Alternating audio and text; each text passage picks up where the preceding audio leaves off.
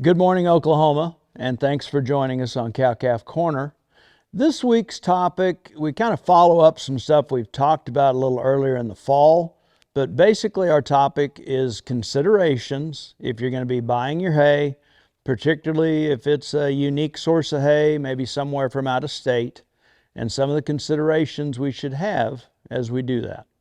With regard to what we should keep in mind if we're going to be purchasing hay, coming out of a summer like we've had where we know our normal sources of hay have been kind of scarce. Typically in Oklahoma, we'd feed a lot of Bermuda grass hay, some prairie hay or native grass, and potentially even have a lot of wheat hay. This summer has been unique and there's not as much of that around. And so greater likelihood we're going to be purchasing hay supplies from out of state. And we talked a few weeks ago about the importance of a feed analysis on that hay, and still strongly recommend that. That's going to give you things like a crude protein and an energy content that you can kind of base how much of that is going to be needed, or if supplementation along with that hay is going to be needed to meet your cow's nutritional requirements, be it they're dry or lactating, whatever the case may be.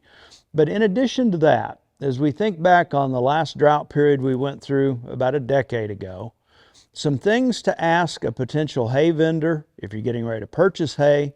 And we'll just kind of go through a checklist or bullet point list here with regard to things to keep in mind. First, I would ask when the hay was baled. In a year like this, we may find some hay. It may be a year or two old. The older the hay, the greater the potential that there's more spoilage in the bale. We know bales that are stored on the ground are going to have a lot more rot than potentially bales that have been stored on pallet crates or something like that. So even to ask how that hay has been stored, if it's been kept in a barn, we would expect it to be in pretty good shape. The longer it's been stored outdoors, potentially more spoilage, more issues to deal with there. The other question along these same lines is to find out how the hay has been wrapped. Was it twine or net wrap? Most modern net wraps are going to preserve hay and lead to less spoilage over time. So in a perfect world, we'd find hay that was baled this year, net wrapped, and stored on pallets or potentially even inside a barn, so that for what we're buying, we know we're getting more hay to actually feed.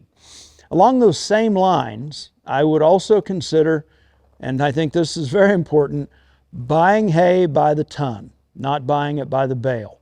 In a year like this, there's unique sources of hay. There's going to be some potential roadsides or hay meadows that we don't typically see get used, but out of dire necessity, somebody might have baled those up. Buying hay on a tonnage basis means that the density of the bale isn't as big a problem for us, and we're not in for any surprises as far as the weight of those bales and some things like that. So general things to keep in mind and questions to ask if you're going to be purchasing your hay supply as we go a little bit later in the fall and that potential hay supply becomes more scarce. One other thing to keep in mind if it's coming from out of state, make sure that you aren't bringing in fire ants. There are some areas where that's going to be a problem, so you don't want to be shipping in those. I hope this helps, and thanks again for being with us this week.